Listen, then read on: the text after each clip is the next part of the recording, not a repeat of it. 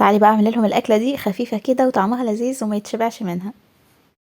معايا حله فيها معلقتين من الزيت، هضيف بقى عليها كوبايه الشعريه واحمرها، خليها تاخد لون ذهبي كده.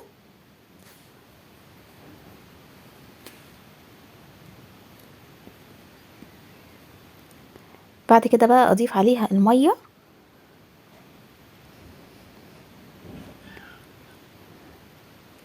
واحط لها ملح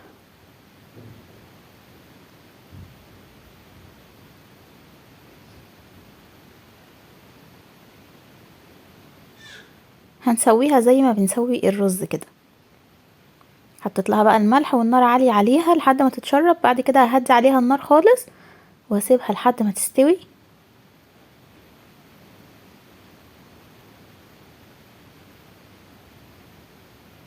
انا كده خلاص هديت عليها النار وهخليها بقى لحد ما تتشرب ميتها وتستوي. كده خلاص كانت استوت وقفلت عليها. معايا كمان ربع كيلو من الحمص، غسلته كويس. بعد كده اخليه يتسلق. حلة ضفت فيها معلقتين من الزيت واضيف عليها نص كيلو من صلصة الطماطم، واضيف عليها التوابل ملح وفلفل اسود والكمون واخليها تتسبك، بس مش عايزينها تتسبك قوي، عايزين يبقى فيها شوية مية.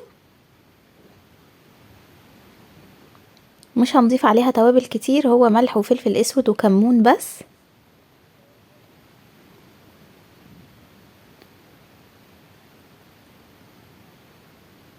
كده خلاص كانت اتسبكت بس مش قوي، يعني لسه فيها شوية مية. اقفل عليها بقى وهي كده جاهزة معايا. والحمص كمان بطلع واحدة كده اشوفها استوت ولا لأ. بعد ما بيستوي بضيف عليه الملح والكمون ومعلقتين من الصلصة اللي احنا عملناها، معلقتين كبار كده من الصلصة، واخليه يغلي كمان 10 دقايق واقفل عليه.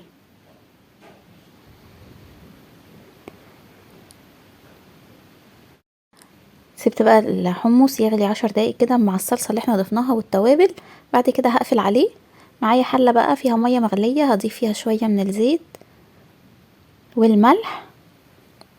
بعد كده معايا المكرونة دي معوجة شوية اسلقها.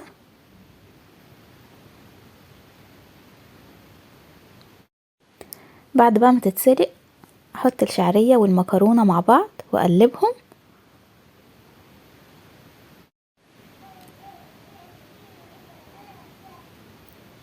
المكرونة بالشعرية دي بيبقى طعمها لذيذ قوي، واظن ان في كتير مننا بيحبها.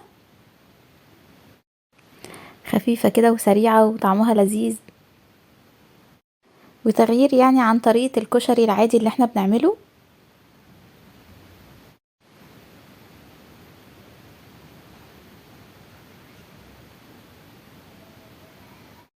هقلب بقى المكرونة بالشعرية.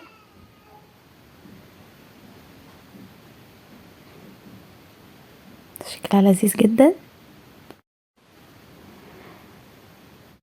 طبق حلو بقى كده، وبنعمل زي محلات الكشري، نحط كده شوية من المكرونة، بعد كده شوية من الصلصة، وعليها بقى الحمص ومية الحمص. بجد المكرونة دي لذيذة قوي.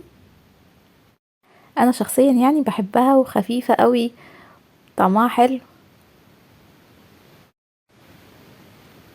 حتى شوية حلوين كده من مية الحمص.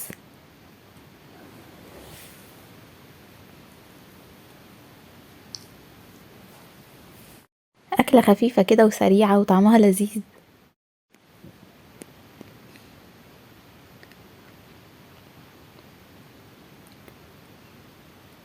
بص بقى، خطيرة. قلبوا بقى كل حاجة مع بعض كده، حابين تزودوا صلصة تحطوا شطة زي ما تحبوا. مكرونة بالشعرية والصلصة ومية الحمص، ميكس كده طعمه لذيذ قوي. جربوها وقولوا لي ايه رايكم فيها، وتاكدوا ان هي هتعجبكم جدا. ما تنسوش تحطوا لي لايك، لو لسه ما اشتركتوش في القناه تشتركوا.